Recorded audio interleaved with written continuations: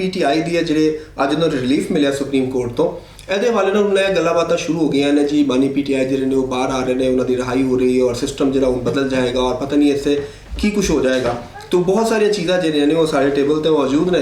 ਤੇ ਚੋਈ ਸਾਹਿਬ ਵਾਲੇ ਚੱਲ ਰਿਹਾ, ਤਾਂ ਉਹਨਾਂ ਕੋਲ ਪੁੱਛਦੇ ਆ ਕਿ ਵੀ ਉਹਨਾਂ ਨੂੰ ਕੀ ਨਜ਼ਰ ਆ ਰਿਹਾ ਕਿ ਹੁਣ ਅੱਗੇ ਕੀ ਹੋਣ ਜਾ ਰਿਹਾ, ਰਿਲੀਫ ਜਿਹੜਾ ਵੇ ਉਹ ਉਹਦੇ ਨਾਲ ਕਿਆ ਵਾਕਈ ਕੋਈ ਸਿਸਟਮ 'ਚ ਤਬਦੀਲੀਆਂ ਆ ਰਹੀਆਂ ਨੇ ਔਰ ਬਾਨੀ PTI ਜਿਹੜੇ ਉਹਨਾਂ ਦੀ ਰਿਹਾਈ ਮੁਮਕਿਨ ਹੈ। ਚੋਈ ਸਾਹਿਬ ਦੇਖੋ ਗੱਲ ਪਤਾ ਕੀ ਹੈਗੀ ਹੈ ਕਿ ਇਹ ਤੁਹਾਡੀ ਗੱਲ ਬਿਲਕੁਲ ਸਹੀ ਹੈ ਕਿ ਗੁਜ਼ਸ਼ਤਾ ਜਿਹੜੇ 2 ਦਿਨ ਨੇ ਨਾ 2-3 ਦਿਨ ਤੋਂ ਇਹ ਅੱਜ ਸੋਸ਼ਲ ਮੀਡੀਆ ਦੇ ਉੱਤੇ ਵੀ और मुख्तलिफ जगह के उत्ते भी गुफ्तगू का एक मौजू बने हैं सारे तजिया नगार साफी जो गल इंज होने लगा। तुहानूं पता है सारे ही अपना अपना कोई कबूतर दुला रहा है, कोई चिड़िया लिया रहा है, किसी की चिड़िया है, कोई ने कबूतर रखे है, कहना मेरा कबूतर ने आ गल की तो साडा चूहा है। हाँ तो वह चूहा तुहानूं पता है वो तो बहुत चीज़ों को टुक भी दिंदा है, वो एवं थोड़ा जाता है वो कुछ करके आता है। तो वो एक मौजू बहस है वे कई जोड़े मुस्लिम लीग के हमायती जोड़े लोग ने वो भी तजिया नगार वो भी गल्लां कर रहे हैं, कई तो कह रहे हैं कि जी है तो इस्टैबलिशमेंट के उत्ते दोबारा इल्ज़ामात दी या इल्ज़ामात तो नहीं कहूँगा शकूको शुबात, हाँ शकूको शुबात का इजहार कर रहे हैं कि जी वो बदल गई है, उन्होंने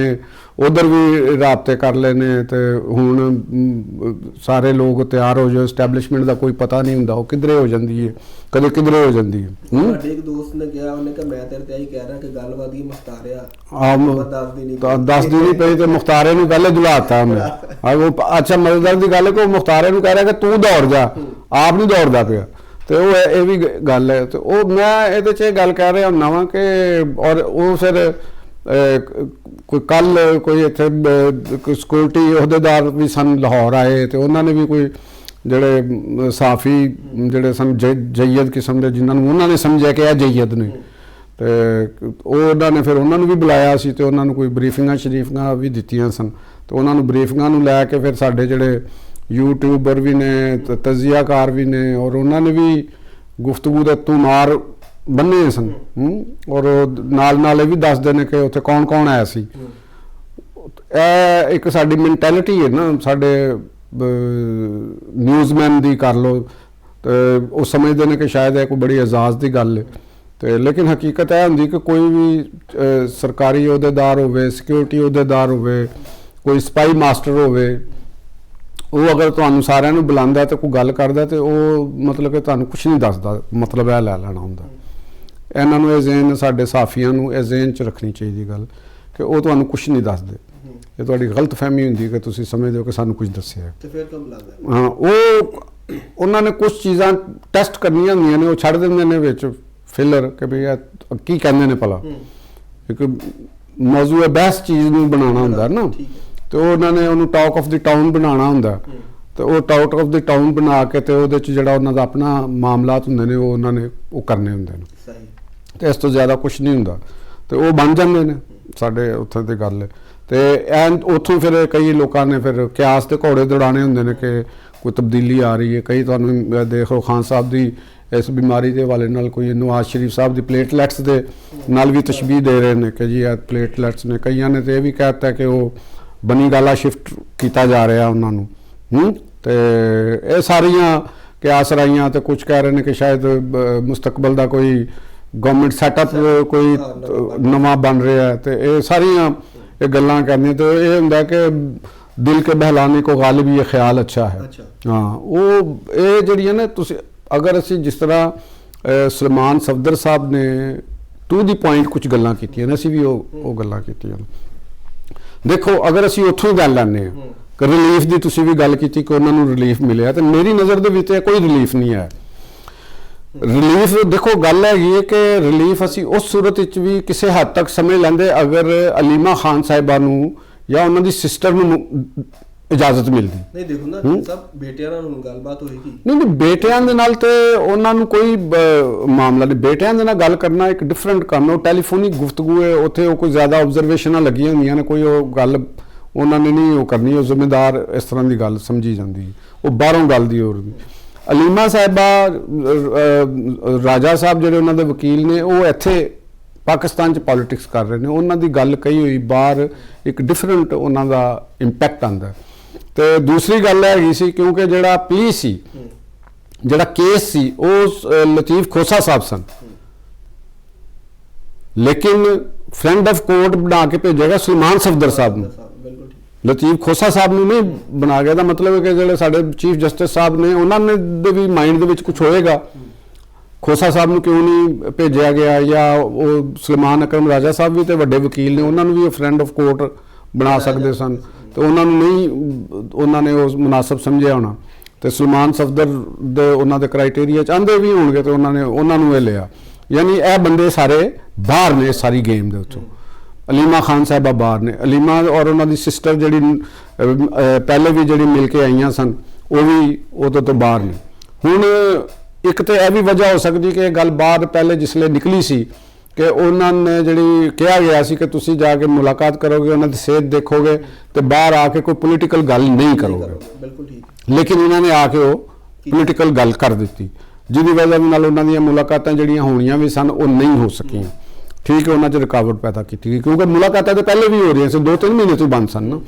ਤੇ ਇਹ ਖੁੱਲ੍ਹ ਵੀ ਜਾਣੀਆਂ ਸਨ ਕਿਉਂਕਿ ਲੀਗਲ ਬੈਟਲ ਦੇ ਵਿੱਚ ਔਰ ਉਹੋ ਜਿਹੀ ਚੀਜ਼ਾਂ ਦੇ ਵਿੱਚ ਇਹ ਐਸੀ ਚੀਜ਼ ਹੈ ਜਿਹਨੂੰ ਤੁਸੀਂ ਜ਼ਿਆਦਾ ਦੇਰ ਨਹੀਂ ਰੋਕ ਸਕਦੇ। ਤੇ ਉਹੀ ਹੋਇਆ ਕਿ ਉਹਨਾਂ ਨੇ ਚੀਫ ਜਸਟਿਸ ਸਾਹਿਬ ਨੂੰ ਬੜੀ ਯਤਨ ਕਰਕੇ, ਉਹ ਦੇਖੋ ਨਾ ਕਿੰਨੀ ਦਫਾ ਮੁਲਾਕਾਤਾਂ ਕਰਨ ਵਾਸਤੇ ਗਏ, KP ਦੇ ਵਜ਼ੀਰ ਆਲਾ ਸਾਹਿਬ ਵੀ ਦੌੜਾਂ ਲੱਗੀਆਂ, ਇਹਨਾਂ ਦੇ ਸਾਰਾ ਕੁਝ ਕਿਹਾ। ਤੇ ਇੱਕ ਤੁਸੀਂ ਇਸ ਚੀਜ਼ ਨੂੰ ਮੱਦੇਨਜ਼ਰ ਰੱਖੋ ਕਿ ਇੱਕ ਉਹ ਵਕਤ ਜਦੋਂ ਕਿਹਾ ਜਾਂਦਾ ਸੀ ਕਿ ਜੇ ਖਾਨ ਸਾਹਿਬ ਨੂੰ ਗ੍ਰਿਫਤਾਰ ਕੀਤਾ ਤੇ ਪੂਰੇ ਮੁਲਕ ਦੇ ਵਿੱਚ ਇਹ ਹੋ ਜਾਏਗਾ, ਗ੍ਰਿਫਤਾਰ ਹੋ ਗਏ, ਠੀਕ ਹੋ ਗਿਆ ਜੀ। ਤੁਸੀਂ 9 ਮਈ ਦਾ ਵੀ ਇੱਕ ਜ਼ਿਕਰ ਸਾਹਮਣੇ ਰੱਖੋ। ਉਸ ਤੋਂ ਬਾਅਦ ਵੀ ਮੁਜ਼ਾਹਰੇ ਹੋਏ, ਉਸ ਤੋਂ ਬਾਅਦ ਵੀ ਪਸ਼ਾਵਰ ਤੋਂ ਗੰਡਾਪੁਰ ਸਾਹਿਬ ਲੈ ਕੇ ਆਏ, ਠੀਕ, ਔਰ ਅਸੈਂਬਲੀਆਂ ਦੇ ਵਿੱਚ ਬਾਰ-ਬਾਰ। ਤੇ ਇੱਕ ਉਹ ਗੱਲ ਚੱਲਦਿਆਂ ਉਸ ਲੈਵਲ ਦੇ ਉੱਤੇ ਆ ਗਈ ਕਿ ਉਹਨਾਂ ਦੇ ਜਿਹੜੀ ਫੈਮਿਲੀ ਦੇ ਲੋਕ ਸਨ, ਜਿਨ੍ਹਾਂ ਨੂੰ ਅਸੀਂ ਅੱਜ ਫੈਮਿਲੀ ਕਹਿ ਰਹੇ, ਸਿਸਟਰਸ ਹੀ ਨੇ ਜਾਂ ਉਹਨਾਂ ਦੇ ਲਾਇਰਸ ਨੇ ਜਾਂ ਉਹਨਾਂ ਦੀ ਪਾਰਟੀ ਦੇ ਲੋਕ ਨੇ, ਉਹ ਆਪਣੀ ਪੂਰੀ ਕੋਸ਼ਿਸ਼ ਦੇ ਬਾਵਜੂਦ ਮੁਲਾਕਾਤ ਨਹੀਂ ਕਰ ਸਕੇ। ਸਟੇਟ ਨੇ ਆਪਣੀ ਸਟਰੈਂਥ, ਆਪਣੀ ਪਾਵਰ, ਆਪਣੀ ਤਾਕਤ ਉਹਨਾਂ ਨੂੰ ਦੱਸਣੀ ਸੀ ਕਿ ਤੁਸੀਂ ਜੋ ਤੁਹਾਡਾ ਦਿਲ ਕਰਦਾ ਤੁਸੀਂ ਕਰ ਲਓ, ਤੁਸੀਂ ਮੁਜ਼ਾਹਰੇ ਕਰ ਲਓ, ਤੁਸੀਂ ਸੜਕਾਂ ਬੰਦ ਕਰ ਲਓ, ਤੁਸੀਂ 8 ਫਰਵਰੀ ਦੀ ਸਟਰੀਟ ਮੂਵਮੈਂਟ ਚਲਾ ਕੇ ਤੁਸੀਂ ਆਪਣਾ ਪੂਰਾ ਚਾਅ ਕਰ ਲਓ। ਮੈਂ ਹੁਣ ਸਿਆਸੀ ਗੱਲਾਂ ਕਰ ਰਿਹਾ ਹੁਣ ਕੱਲ ਵੀ ਕਰ ਹਾਂ। ਤੇ ਪਤਾ ਨਾ ਤੁਹਾਨੂੰ ਜੁਨੇਦ ਅਕਬਰ, ਉਹਨਾਂ ਨੇ ਜੁਨੇਦ ਅਕਬਰ ਸਾਹਿਬ ਦੀ ਇੱਕ ਲੀਕ ਹੋਈ ਹੈ ਨਾ, ਆਡੀਓ ਲੀਕ ਹੋਈ ਹੈ, ਜਿਹਦੇ ਵਿੱਚ ਉਹ ਆਪਣੀ ਪਾਰਟੀ ਦੇ ਉੱਤੇ ਹੀ ਗਿਲੇ ਸ਼ਿਕਵੇ ਕਰਦੇ ਨਜ਼ਰ ਆ ਰਹੇ ਨੇ, ਜਿਹਦੇ 'ਚ ਉਹ ਚੀਫ ਵੈਪ ਦੇ ਉੱਤੇ ਕਹਿ ਰਹੇ ਨੇ ਜਿਹੜੇ ਕੌਮੀ ਅਸੈਂਬਲੀ ਦੇ ਵਿੱਚ ਨੇ ਕਿ ਉਹਨਾਂ ਨੂੰ ਸਾਨੂੰ ਮਿਲਣ ਦਾ ਟਾਈਮ ਨਹੀਂ ਦਿੱਤਾ ਜਾ ਰਿਹਾ ਤੇ ਉਹ ਫਲਾਨੀ ਉਹ ਕੀਤਾ ਜਾ ਰਿਹਾ। ਇਹ ਤੇ ਉਹਨਾਂ ਦੀ ਪਾਰਟੀ ਦੇ ਅੰਦਰ ਰਿਫਟ ਨੂੰ ਜ਼ਾਹਰ ਹੋ ਰਹੀਆਂ ਨੇ। ਲੇਕਿਨ ਕੱਲ ਉਹਨਾਂ ਨੇ ਕਿਹਾ ਕਿ ਕੱਲ ਜੁਮਾ ਹੈ ਨਾ, ਤੇ ਕੱਲ ਉਹਨਾਂ ਨੇ ਕਿਹਾ ਬਾਨੀ ਪੀਟੀਆਈ ਦੀ ਸਿਹਤ ਦੇ ਹਵਾਲੇ ਨਾਲ ਅਸੀਂ ਆਓ ਤੇ ਉਹ ਦੁਆ ਕਰਨਗੇ ਜੁਮੇ ਵਾਲੇ ਦਿਨ, ਫਿਰ ਉੱਥੇ ਇਤਜਾਜ ਕਰਨੇ ਉਹਨਾਂ ਨੇ ਕਰ ਲੈਣ ਇਤਜਾਜ। ਦੇਖੋ ਗੱਲ ਹੈ ਇਹ ਕਿ ਉਸ ਤਰ੍ਹਾਂ ਦਾ ਤਾਂ ਨਹੀਂ ਜਿਵੇਂ ਉਹਨਾਂ ਨੇ ਸਟਰੀਟ ਮੂਵਮੈਂਟ ਦੀ ਤਿਆਰੀ, ਲਾਹੌਰ ਆ ਰਹੇ ਨੇ, ਕਰਾਚੀ ਜਾ ਰਹੇ ਨੇ। ਸਵਾਲ ਇੱਥੇ ਵੇ ਕਿ ਹੁਣ ਤੇ ਉਹਨਾਂ ਨੂੰ ਅਦਾਲਤ ਨੇ ਹੁਕਮ ਦੇ ਦਿੱਤਾ ਹਕੂਮਤ ਨੂੰ ਕਿ ਵੀ ਕਰੋ, ਔਰ ਹਕੂਮਤ ਹੀ ਮੰਨ ਗਈ ਠੀਕ ਅਸੀਂ ਕਰਨਾ ਹੈ, ਤੇ ਹੁਣ ਹੜਤਾਲ ਦੀ ਵਜ੍ਹਾ ਕੀ? ਬਈ ਦੇਖੋ ਗੱਲ, ਮੇਰੀ ਗੱਲ ਨੂੰ ਤੁਸੀਂ ਅਜੇ ਵੀ ਗੌਰ ਨਹੀਂ ਕਿ ਜਿਹੜਾ ਟੈਸਟ ਸੀ